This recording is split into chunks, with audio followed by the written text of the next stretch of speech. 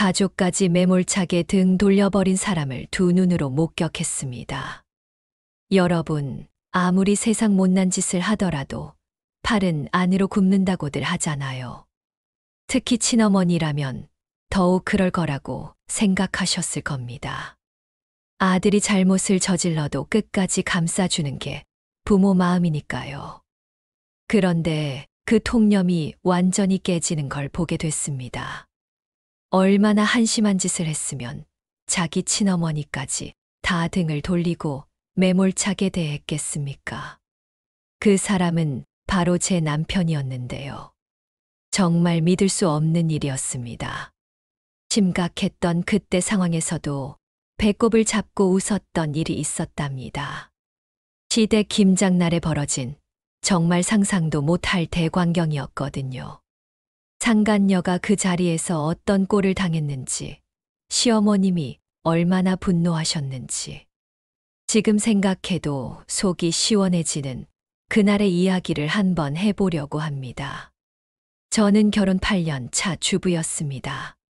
둘째까지 낳고 나름 행복하게 살고 있다고 믿었었거든요. 시댁과의 관계도 좋았고요. 아니, 정확히는 제가 엄청나게 노력해서 좋게 만들었다고 해야겠네요. 그런데 그 모든 게 한순간에 무너져 내렸습니다. 남편의 배신 때문이었어요. 더 기가 막힌 건 상간녀의 태도였습니다. 만났을 때 그 뻔뻔함이란 정말 어이가 없더라고요. 하지만 전 참았습니다. 왜냐하면 완벽한 복수를 준비하고 있었거든요. 그리고 그 복수의 무대는 바로 시댁 김장날이었습니다.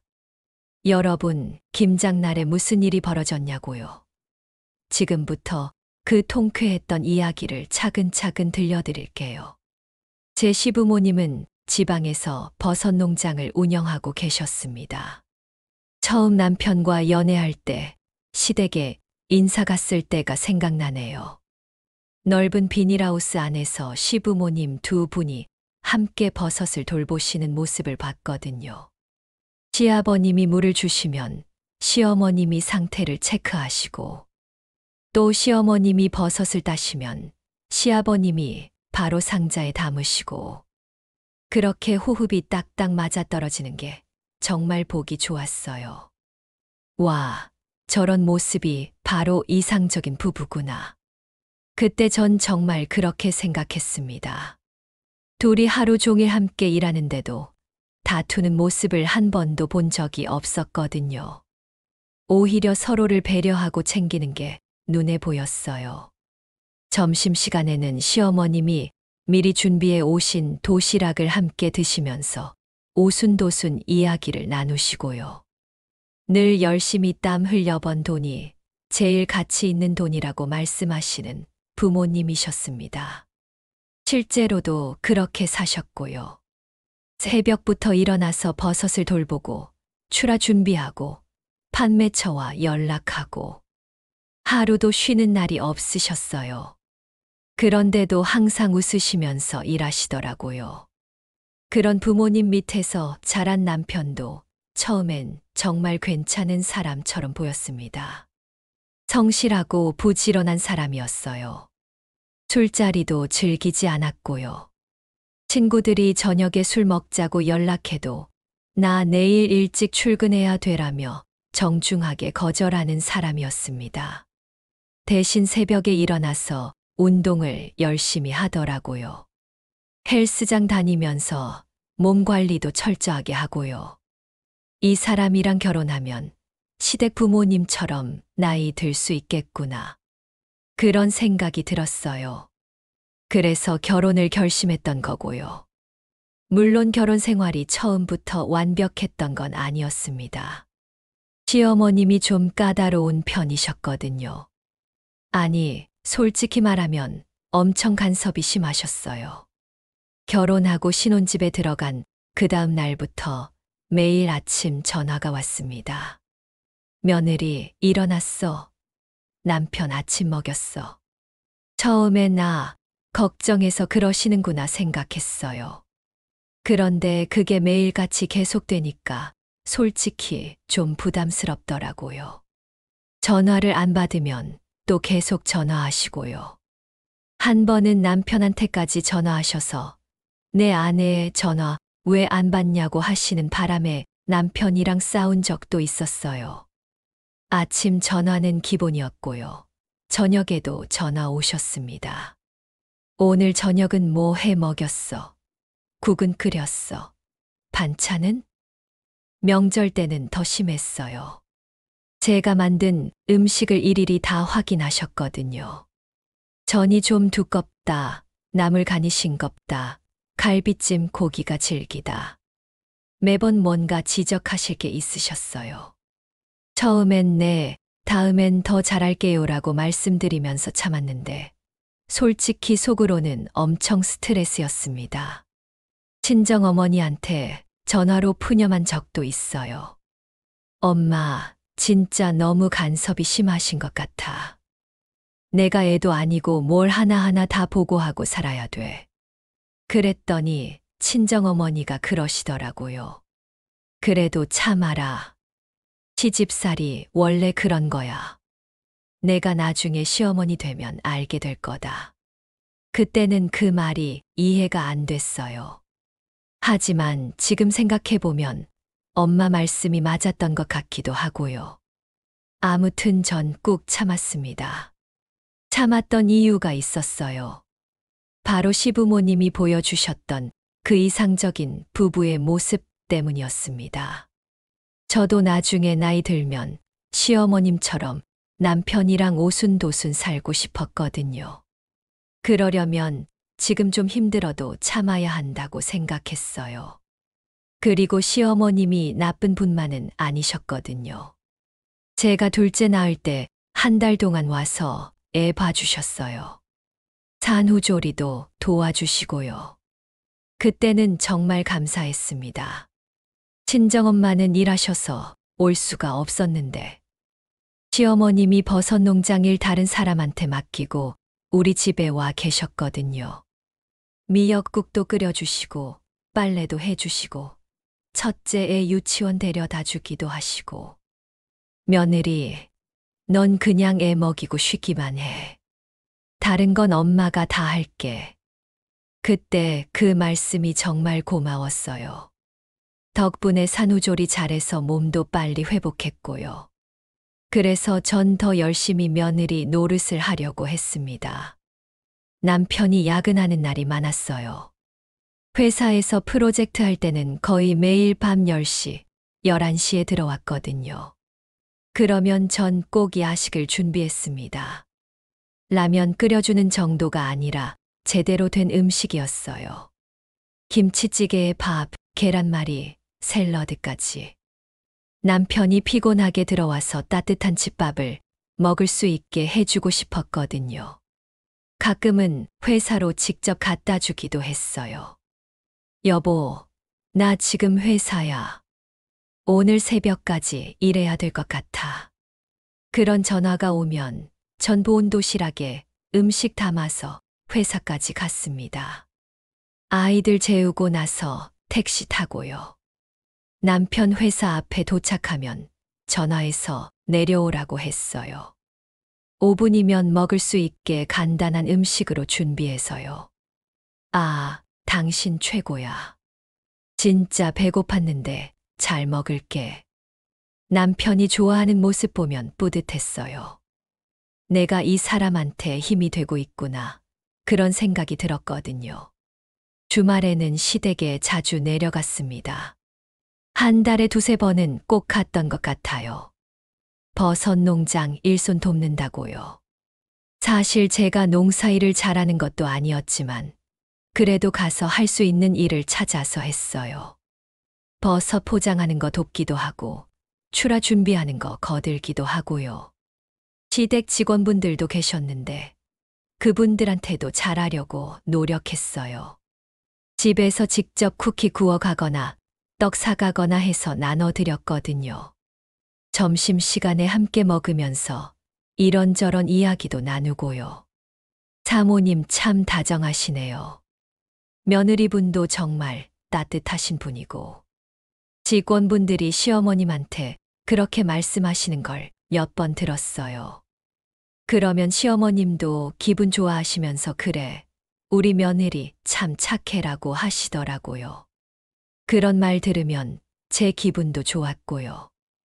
여름 휴가도 시댁 근처로 갔습니다.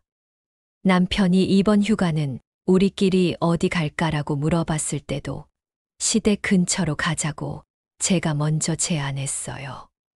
그래서 시댁 근처 펜션 잡아서 아이들이랑 놀고 틈틈이 시댁 들러서 인사드리고 그랬습니다. 친정보다 시댁을 더 자주 갔던 것 같아요. 친정은 사실 좀 미안했지만 시댁과의 관계가 우선이라고 생각했거든요. 결혼하면 남편네 식구가 내 식구가 되는 거니까요. 그렇게 결혼 4년 차쯤 됐을 때였습니다. 어느 날 남편이 갑자기 말하더라고요. 여보, 나 예식장 사업 해보고 싶어. 처음엔 무슨 소린가 했어요. 남편은 평범한 회사원이었고 예식장 쪽 일은 해본 적도 없었거든요. 왜 갑자기? 예식장이 무슨?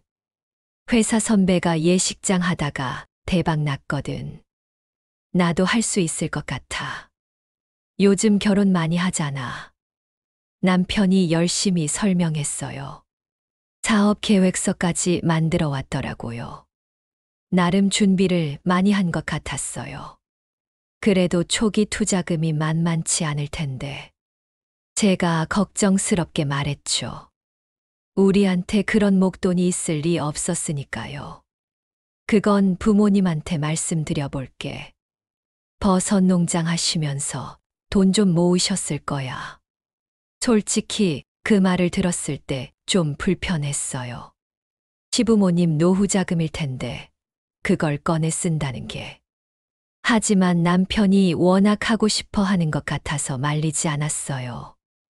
그리고 정말로 시부모님이 투자를 해주셨습니다. 얼마인지는 정확히 몰랐는데 나중에 들어보니 몇억이었더라고요. 버섯 농장 매출이 꾸준했고 두 분이 정말 검소하게 사셔서 모은 돈이었대요. 아들아, 이 돈으로 잘해봐라. 우리 노후는 걱정 말고. 시아버님이 그렇게 말씀하셨다고 남편한테 들었어요. 그 말 들으니까 제 마음도 좀 짠했습니다. 진짜 자식 위해서 평생 모은 돈을 선뜻 내주시는 거잖아요. 4년 전에 예식장이 오픈했습니다. 위치도 괜찮은 곳에 잡았고 인테리어도 깔끔하게 해서 처음엔 반응이 좋았어요. 남편이 정말 열심히 했거든요. 새벽부터 나가서 밤늦게 들어오는 날이 많았어요. 여보, 주말에 예식 있으니까 놀러와. 아이들 데리고 오면 구경도 시키고. 남편이 그렇게 말할 때가 많았어요. 전 정말로 아이들 데리고 예식장에 자주 갔습니다. 예식 진행되는 거 구경도 하고 남편 사무실에서 기다리기도 하고요. 직원들도 여럿 뽑았어요. 웨딩 플래너도 있었고 주방 직원들도 있었고 음향 담당하는 사람도 있었고요. 처음엔 다 소개받았던 기억이 나네요.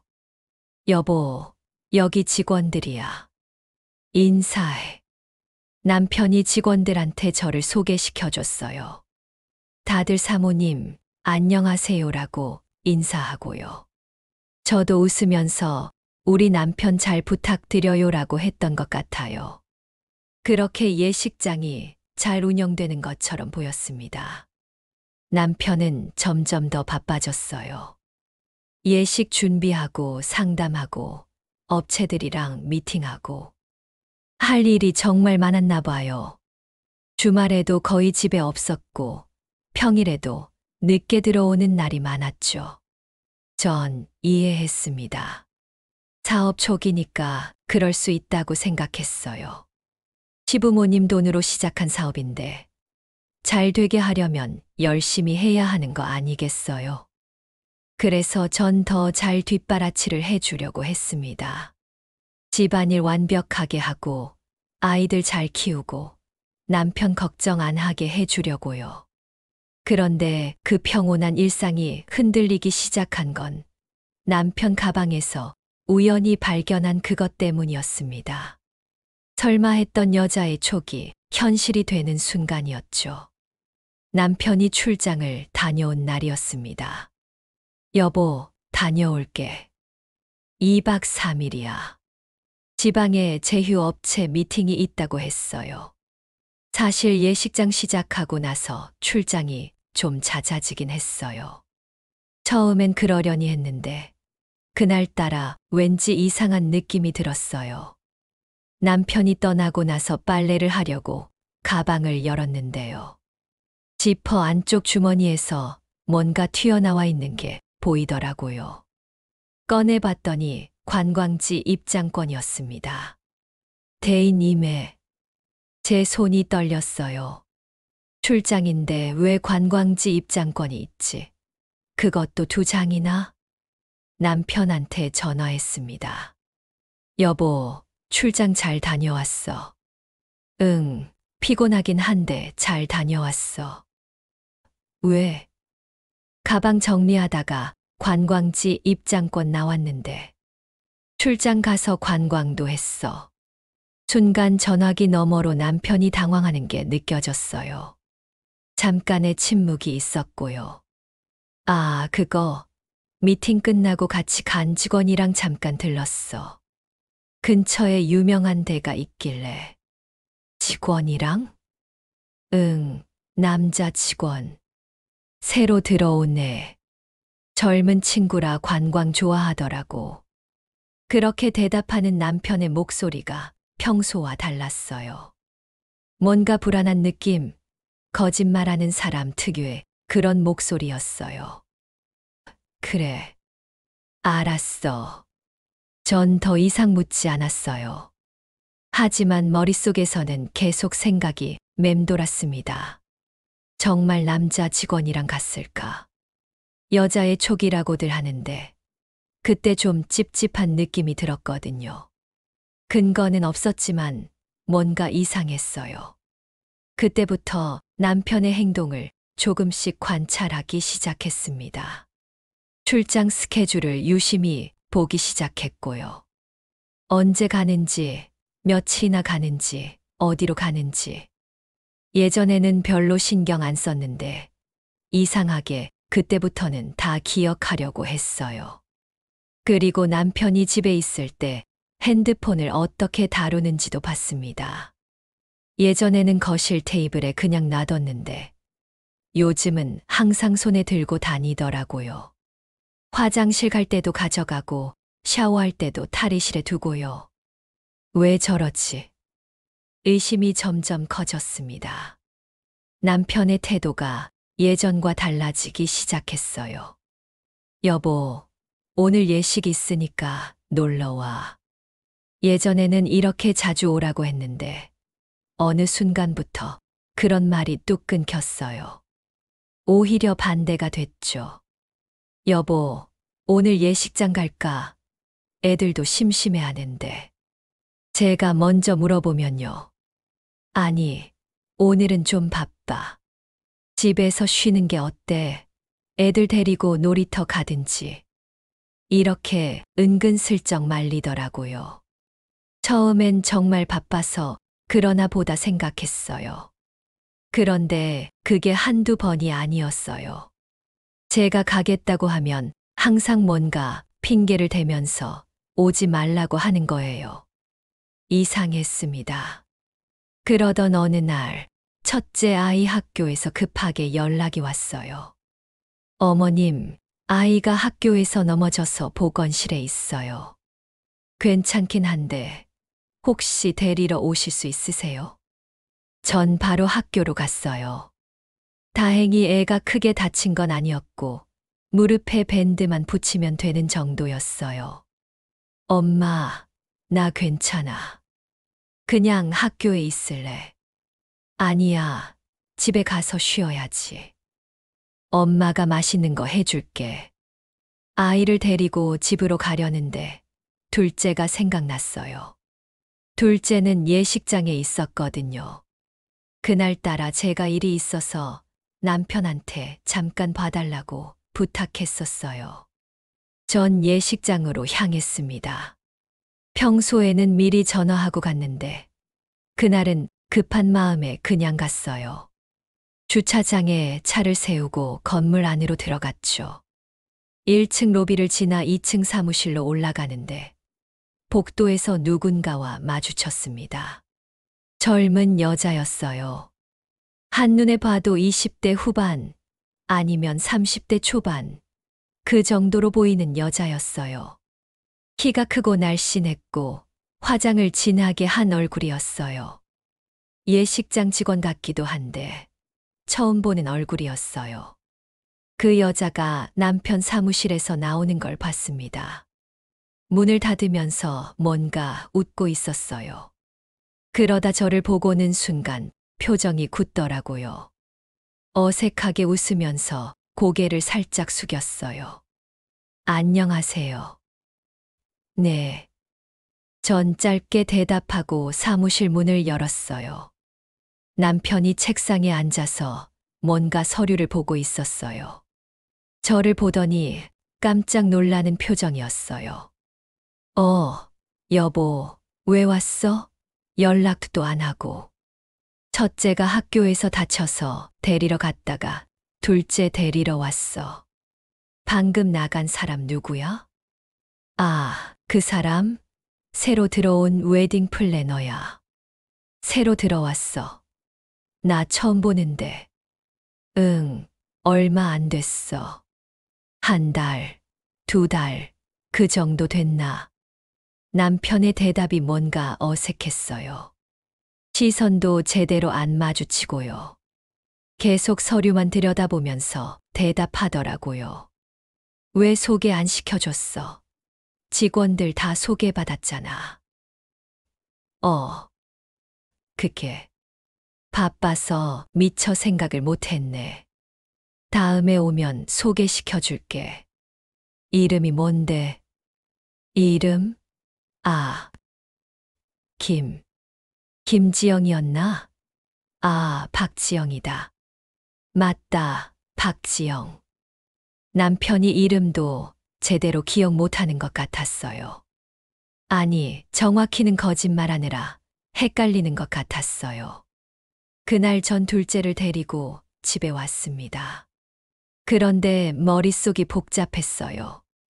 남편 사무실에서 나오던 그 여자의 표정이 계속 떠올랐거든요.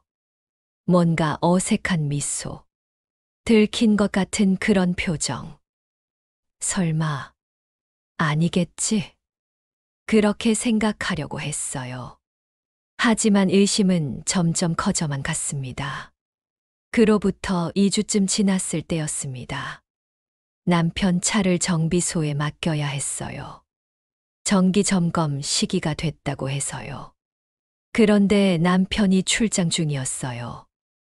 여보, 미안한데 내가 출장 중이라 차를 못 가져가겠어. 당신이 좀 가져다 줄 수 있어? 알았어. 내가 다녀올게. 전 남편 차 키를 받아서 정비소로 향했습니다. 운전하면서 라디오를 켰는데 둘째 아이가 뒷좌석에서 말하더라고요. 엄마, 아빠 차에서 이상한 소리 들렸어. 응, 무슨 소리? 저번에 아빠 차 탔을 때 여자 목소리 들렸어. 근데 엄마 목소리 아니었어. 아이의 말에 제 가슴이 철렁했어요. 그게 언제였는데? 지난주 아빠가 나 유치원 데려다 줄 때 여자 목소리? 그 말이 계속 머릿속을 맴돌았어요. 정비소에 차를 맡기고 집으로 오는 길이었습니다. 택시를 타고 오면서도 계속 그 생각만 들었어요. 블랙박스를 확인해 볼까? 아이가 들었다는 여자 목소리. 그게 뭐였을까? 라디오였을까? 아니면 집에 도착하자마자 전 남편한테 전화했어요. 여보, 블랙박스 SD카드 어디 있어? 지난번에 교체했다면서. SD카드, 왜? 그냥. 저번에 주차할 때 옆 차랑 부딪힌 것 같아서 확인해 보려고. 거짓말이었어요. 하지만 남편은 의심하지 않는 것 같았어요. 아, 그거 차 안에 있을 거야. 글러브 박스 안에. 전화를 끊고 전 곧바로 다시 밖으로 나갔어요. 정비소에 전화해서 차에 잠깐 다녀가도 되냐고 물어봤고, 괜찮다고 해서 택시 타고 갔습니다. 차 글러브 박스를 열었어요. SD카드가 들어있었어요. 전 그걸 꺼내서 집으로 가져왔습니다. 노트북에 SD카드를 꽂고 파일을 열었어요. 손이 떨렸어요. 왜 이렇게 떨리는지 모르겠더라고요. 아직 아무것도 확인도 안 했는데 벌써 불안했어요. 폴더를 열어보니 파일이 몇 개 안 남아 있었어요. 이상했어요. 블랙박스는 계속 녹화되는 거잖아요. 용량이 차면 오래된 파일부터 자동으로 지워지긴 하지만 이렇게 파일이 몇 개밖에 없을 리가 없었어요. 누군가 일부러 지운 거구나. 확신이 들었어요. 남편이 지운 거였어요. 혹시 모를 증거를 없애려고. 하지만 몇 개는 남아 있었어요. 전 그 파일들을 하나씩 열어보기 시작했습니다. 처음 2개는 별 내용이 없었어요. 그냥 남편 혼자 운전하는 영상이었고 라디오 소리만 들렸어요. 3번째 파일을 열었을 때였습니다. 영상은 없었어요. 어두운 화면만 나왔어요. 주차장이었나 봐요. 하지만 음성은 녹음되어 있었어요. 그리고 그 음성을 듣는 순간 전 온몸이 얼어붙었습니다. 오빠, 오늘 예식 끝나고 우리 그 레스토랑 갈 거죠? 젊은 여자의 목소리였어요. 선명했어요. 너무 선명해서 차 안에서 녹음된 게 확실했어요. 조수석에 앉아 있는 것 같았어요. 그럼 우리 집만 있으면 되지 뭐. 남편 목소리가 들렸어요. 제 남편이었어요. 제가 8년 동안 들어온 그 목소리가 분명했어요. 그런데 톤이 달랐어요. 저한테 말할 때와는 완전히 다른 부드럽고 다정한 목소리였어요. 오빠가 최고야. 진짜 사장님이랑은 비교도 안 돼. 여자가 웃으면서 말했어요. 사장님이라고 했어요. 사장님. 그게 누구겠어요? 저였어요. 전 예식장 사장의 아내니까 직원들이 사모님이라고 부르는 거고, 그럼 저는 사장님의 부인이니까. 그 여자가 저를 그렇게 부른 거였어요. 저랑 남편을 비교하면서 남편이 더 낫다고 말한 거였어요. 그런 말 하지 마. 집사람도 나름 고생 많이 했어. 남편이 그렇게 말했어요. 집사람이요. 저를 그렇게 부르는 거였어요. 그 여자 앞에서. 에이, 오빠는 착해. 그래서 내가 좋아하는 건데. 여자의 목소리가 교태스러웠어요. 그리고 다음 순간 입 맞추는 소리가 들렸어요. 쭉. 짧은 소리였지만 확실했어요. 전 노트북 화면을 멍하니 바라봤습니다. 믿을 수가 없었어요. 이게 꿈인가 싶었어요. 하지만 오디오는 계속 재생되고 있었어요. 오빠, 빨리 가요. 배고파요. 알았어, 알았어. 우리 공주님. 차 시동 거는 소리가 들렸어요. 그리고 파일이 끝났어요. 전 다음 파일을 열었습니다. 이번에도 주차장 영상이었어요. 밤이었어요. 가로등 불빛만 희미하게 보였고요. 역시 음성만 녹음되어 있었어요. 핸드폰 벨소리가 들렸어요. 그리고 남편이 전화를 받는 소리. 여보, 저한테 전화한 거였어요.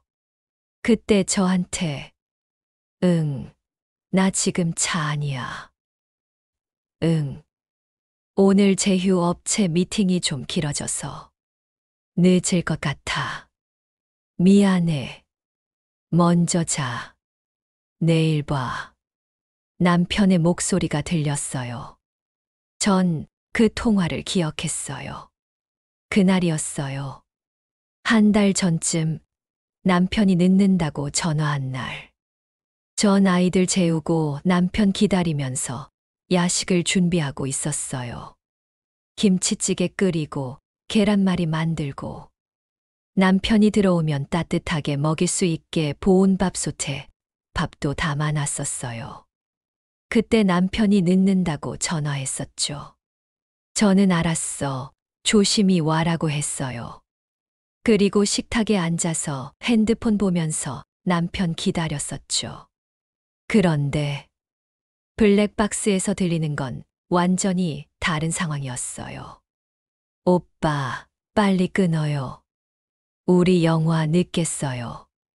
여자 목소리가 들렸어요. 웃으면서 말하는 목소리였어요. 배경으로 여자의 웃음소리가 계속 들렸어요. 알았어, 알았어. 남편이 웃으면서 대답했어요. 전화 끊는 소리가 들렸어요. 자, 그럼 영화 보러 가볼까? 우리 예쁘니? 오빠, 최고. 차 시동 거는 소리. 그리고 파일 끝.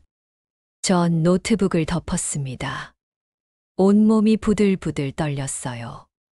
이 개자식이. 욕이 저절로 나왔어요. 평생 남한테 욕 한 번 안 해본 제가 그날은 참을 수가 없었어요. 제가 집에서 야식 준비하면서 남편 기다리고 있을 때 남편은 그 여자랑 영화 보러 가고 있었던 거예요. 저한테는 거짓말하면서요. 피가 거꾸로 솟는다는 게 이런 느낌이구나. 그때 처음 알았어요. 전 그 여자가 누군지 알았어요. 예식장에서 봤던 그 젊은 웨딩 플래너. 남편 사무실에서 나오던 그 여자. 목소리가 같았거든요. 전 핸드폰을 들었습니다. 남편한테 전화하려다가 멈췄어요. 아니야. 지금 전화하면 안 돼. 침착해야 했어요. 감정적으로 대응하면 안 됐어요. 전 블랙박스 파일들을 전부 제 노트북에 복사했어요. USB에도 백업했고요. 남편이 나중에 SD카드를 없앨지도 모르니까요. 그리고 그날 밤 남편이 집에 돌아왔을 때 저는 평소처럼 행동했어요. 잘 다녀왔어. 저녁은? 응, 먹었어. 피곤하다. 먼저 잘게. 남편이 침실로 들어갔어요. 전 거실에 앉아서 그 사람 뒷모습을 바라봤습니다. 어떻게 저렇게 태어날 수가 있지? 8년을 함께 산 사람이었어요. 두 아이의 아버지였어요. 그런 사람이 저한테 거짓말하면서 다른 여자를 만나고 있었어요. 참을 수가 없었습니다. 하지만 전 참았어요. 왜냐하면 완벽한 복수를 계획하고 있었으니까요. 그냥 이혼하면 끝나는 게 아니었어요. 저 사람과 그 여자에게 똑똑히 대가를 치르게 해주고 싶었어요. 전 그날 밤 계획을 세우기 시작했습니다. 어떻게 하면 가장 완벽하게 복수할 수 있을까? 그 생각만 머릿속에 가득했어요.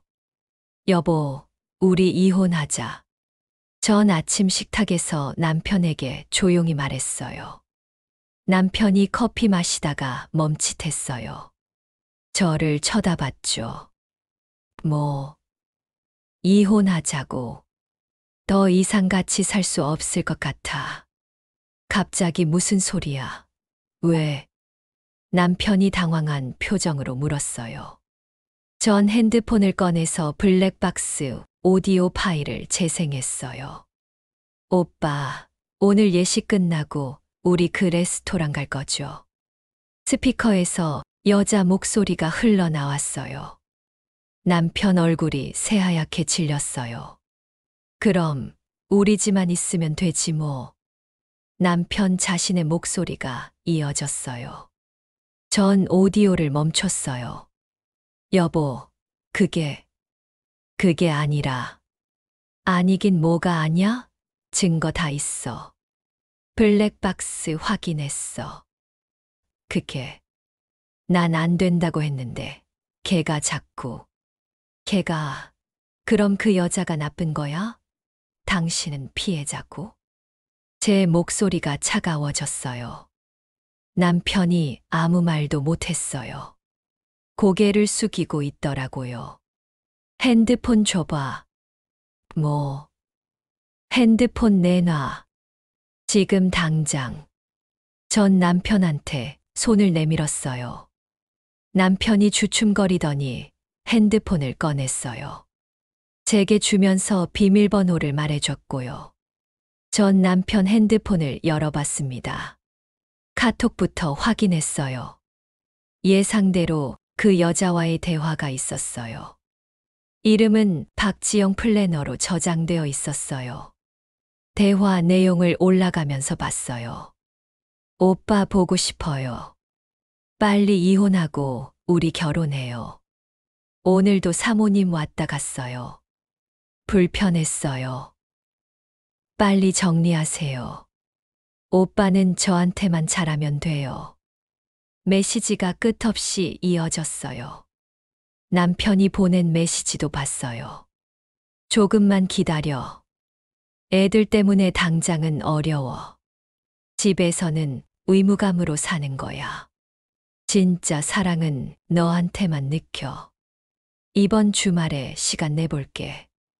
우리 어디 다녀올까? 당신 생각하면서 일해. 힘들 때 버티게 해주는 건 당신이야. 읽으면서 구역질이 났어요. 이게 제가 아는 남편이 맞나 싶었어요. 8년 동안 함께 산 사람이 이렇게 이중적일 수 있다는 게 믿기지 않았어요. 다 봤어. 전 핸드폰을 테이블에 던졌어요. 여보, 미안해. 정말 미안해. 내가 정신이 나갔었어. 용서해줘. 남편이 무릎 꿇으면서 말했어요. 하지만 전 그 모습이 전혀 안 불쌍했어요. 오히려 역겨웠어요. 무슨 용서를 해. 언제부터였어? 6개월. 6개월 동안 날 속인 거야? 미안해, 정말 미안해. 남편이 계속 사과했어요. 하지만 저는 이미 마음을 정했어요. 이혼할 거야. 위자료 많이 받을 거고, 양육권도 내가 가질 거야. 여보, 제발. 한 번만 용서해줘. 다시는 안 그럴게. 믿을 수 없어. 이제 당신 말은 하나도 안 믿어져. 전 자리에서 일어났어요. 그날 오후, 전 그 여자한테 전화를 걸었습니다. 핸드폰 번호는 남편 핸드폰에 저장되어 있었거든요. 여보세요? 여자가 전화를 받았어요. 나 사모님인데 오늘 만나자. 네. 순간 침묵이 흘렀어요. 여자가 당황하는 게 느껴졌어요. 못 들었어. 만나자고. 우리 얘기 좀 해야 할 것 같은데. 저는 바빠서요. 오늘은 좀. 그래. 그럼 예식장으로 갈까? 거기 직원들 앞에서 얘기해도 되고. 어디서 만날까요? 여자가 마지못해 대답했어요. 전 근처 카페를 알려줬어요. 2시간 뒤에 만나기로 했고요. 약속 시간에 카페로 갔습니다. 여자는 이미 와 있었어요. 구석 자리에 앉아서 핸드폰을 보고 있었고요. 전 그 여자 앞에 앉았습니다. 가까이서 보니 정말 젊더라고요. 화장을 연하게 해서 더 어려 보였어요. 27, 8, 그 정도 되어 보였어요. 처음 뵙겠습니다. 아, 아니네요.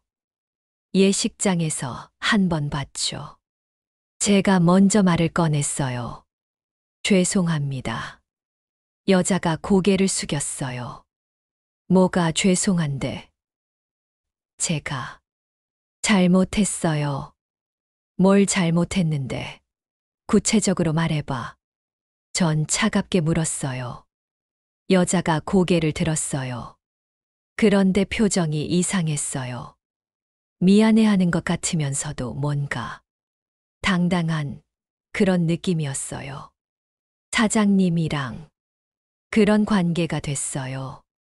그런 관계 바람핀 거잖아. 불륜이라고. 네. 그래서 어쩔 건데 계속 만날 거야? 여자가 잠시 말을 멈췄어요. 뭔가 고민하는 것 같았어요. 그러더니 이렇게 말하더라고요. 사모님, 솔직히 말씀드릴게요. 전 사장님을 진심으로 좋아해요. 사장님도 저를 좋아하시고요. 그냥 타이밍이 안 좋았던 거예요. 사장님이 결혼하시기 전에 저를 만났으면 이런 일은 없었을 거예요. 전 귀를 의심했어요. 뭐라고?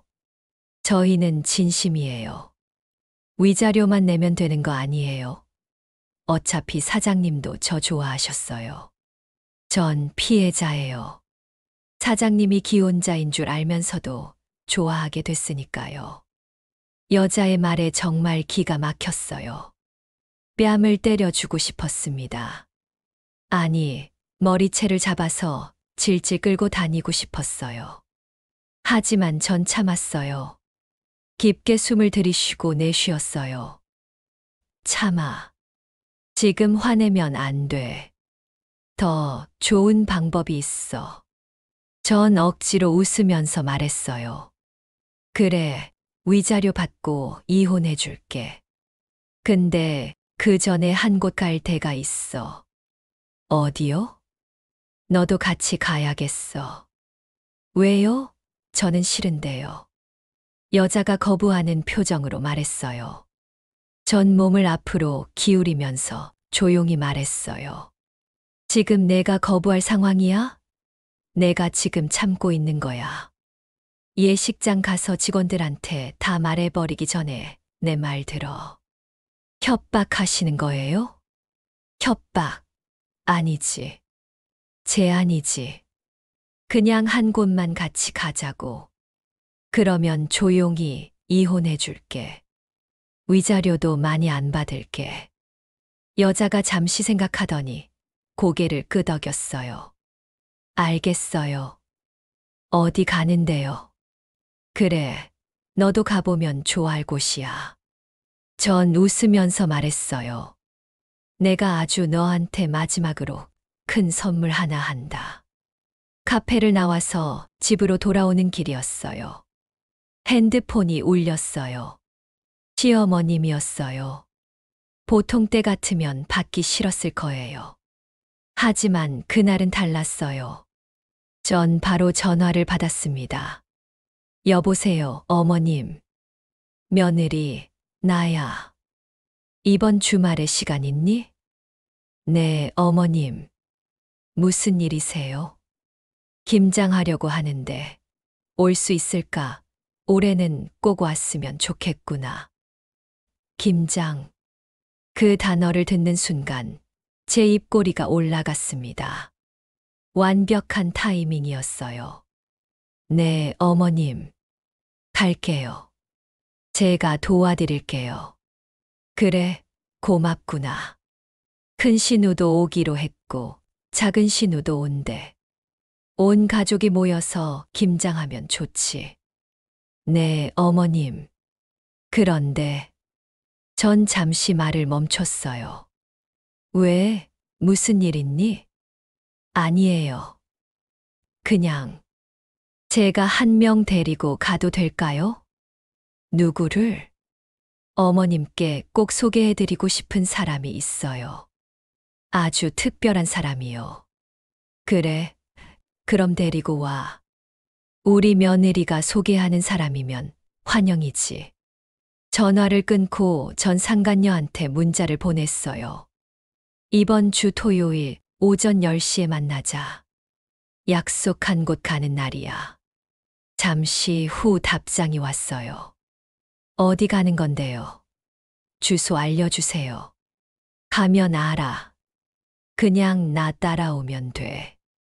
알겠어요. 전 핸드폰을 내려놨어요. 그리고 달력을 봤어요. 토요일까지 3일 남았더라고요. 3일. 그 3일 동안 전 아무렇지 않은 척 했어요. 남편한테도 평소처럼 대했어요. 밥 차려주고 빨래해주고 아이들 돌봐주고 남편은 조심스러워하면서도 안도하는 것 같았어요. 제가 화를 안 내니까 이혼 얘기는 그냥 한 말이었나 보다 생각하는 것 같았어요. 하지만 전 속으로 계속 웃고 있었어요. 조금만 기다려. 곧 내가 어떤 꼴을 당하는지 보게 될 거야. 토요일이 다가왔어요. 그날 아침 전 평소보다 일찍 일어났어요. 아이들 아침 먹이고 옷 입히고 준비시켰어요. 엄마, 오늘 어디 가? 첫째가 물었어요. 할머니, 댁 가. 김장하는 날이야. 와, 김장.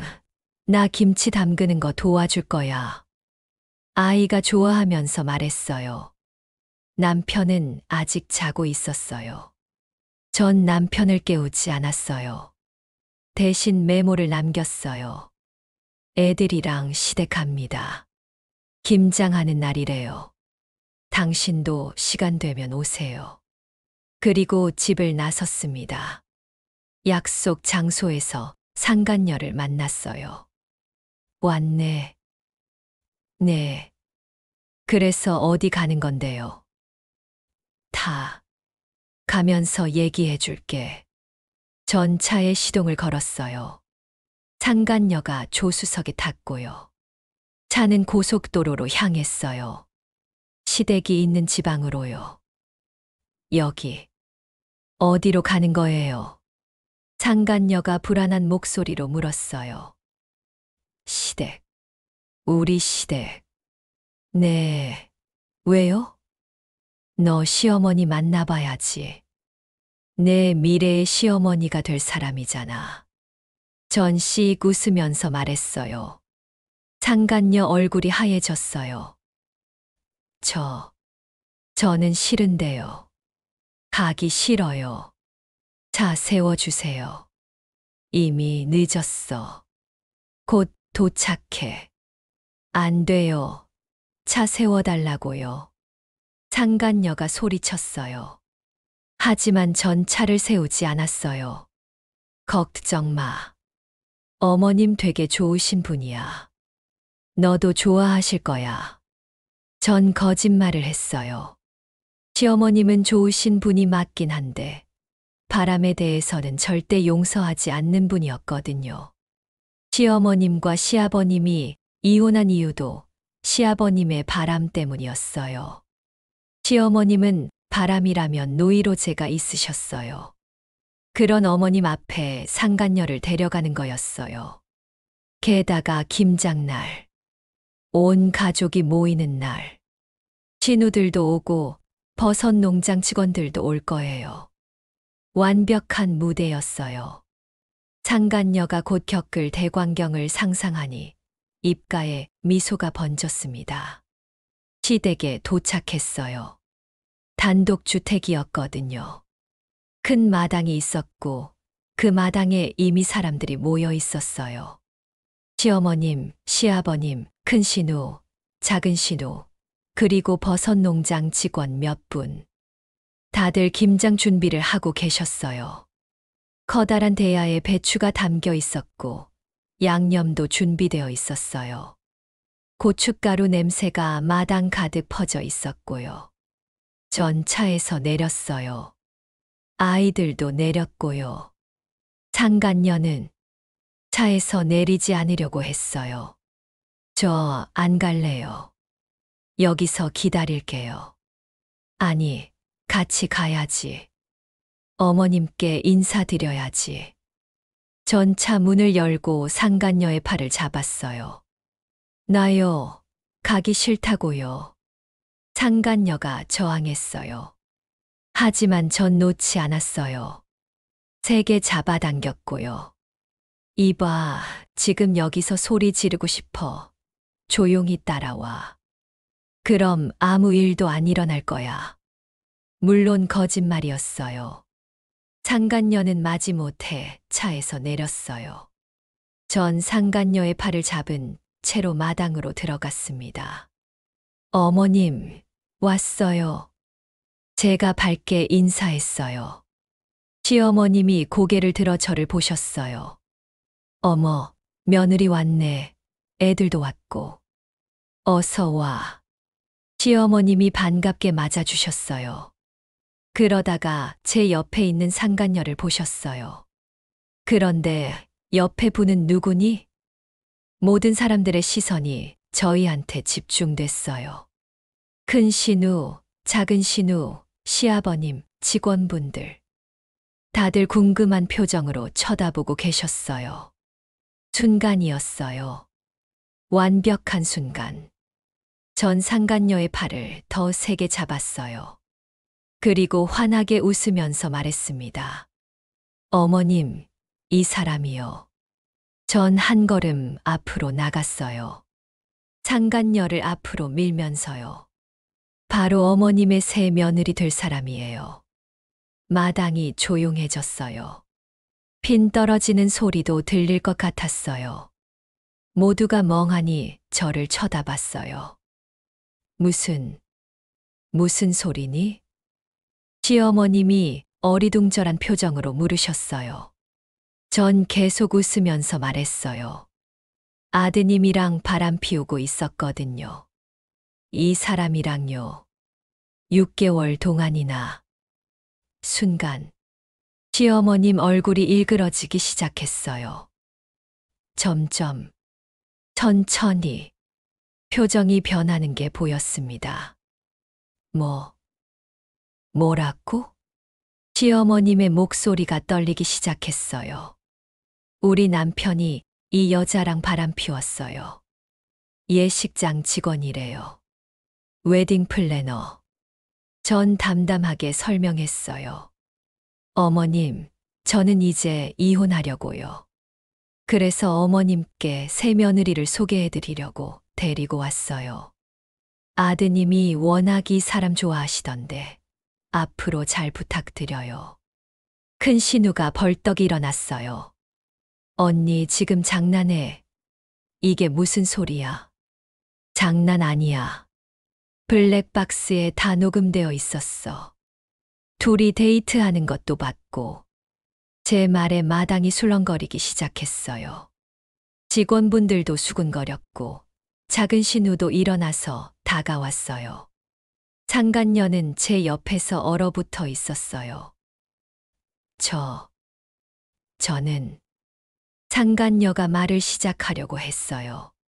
그 순간 이 나쁜 년아, 시어머님이 소리쳤어요.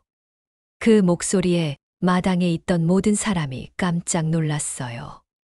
시어머님은 바람이라는 단어만 들어도 치를 떨었어요. 시아버님의 바람으로 이혼까지 했던 분이었거든요. 그 상처가 얼마나 깊었는지 바람 이야기만 나오면 얼굴색이 변하셨어요. 지금도 그러셨어요. 시어머님 얼굴이 시빨개지면서 온몸이 떨리고 계셨어요. 내가 감히 어디서. 시어머님이 바닥에 놓인 대야로 달려가셨어요. 김장김치가 담긴 대야였어요. 시어머님이 양손으로 김치를 움켜쥐셨어요. 빨간 양념이 뚝뚝 떨어졌어요. 어머님, 진정하세요.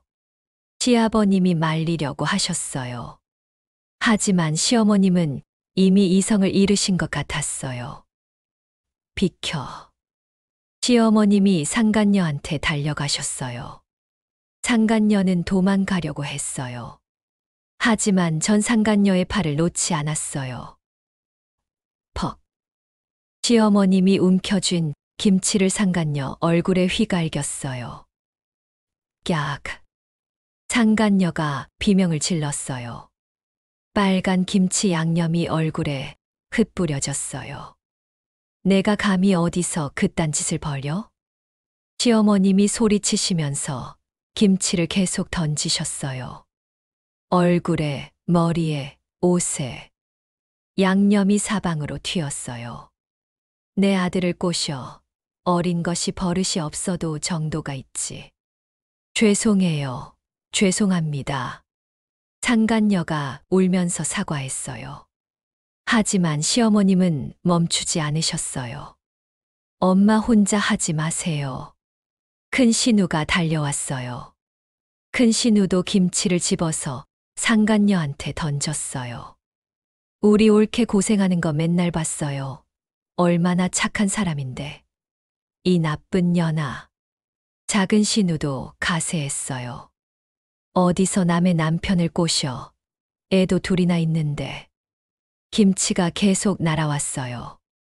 상간녀는 완전히 김치 범벅이 되었어요.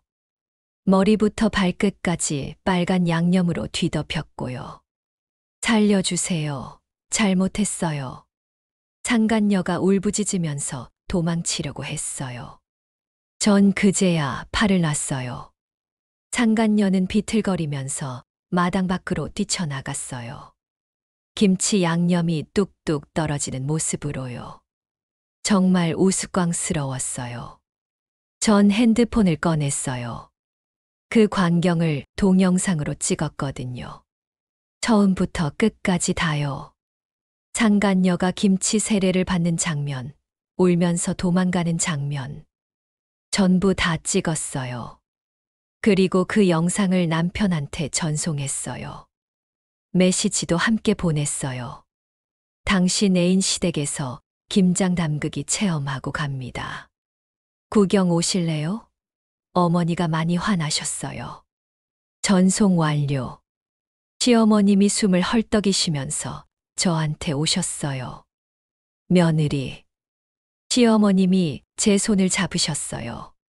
고생했다. 내가 얼마나 힘들었을까.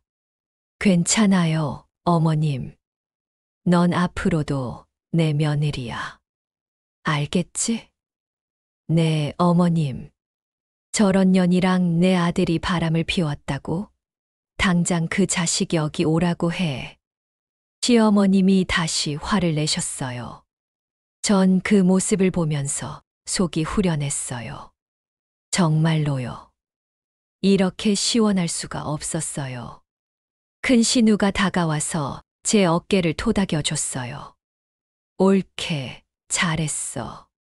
우리가 다 내 편이야. 작은 신우도 고개를 끄덕였어요. 언니, 이혼하면 우리가 다 도와줄게. 걱정 마. 그날 시댁에서 쪼그라져 돌아온 남편은 정말 처참했습니다. 어머님한테 뺨까지 맞았다고 하더라고요. 하지만 그건 시작에 불과했어요. 진짜 인과응보는 따로 있었거든요. 그날 저녁 남편이 시댁에서 돌아왔어요. 얼굴이 완전히 굳어 있었어요. 여보. 남편이 조심스럽게 말을 걸었어요. 전 쳐다보지도 않았어요. 어머님한테 혼났어. 그래서 엄마가 뺨까지 때렸어.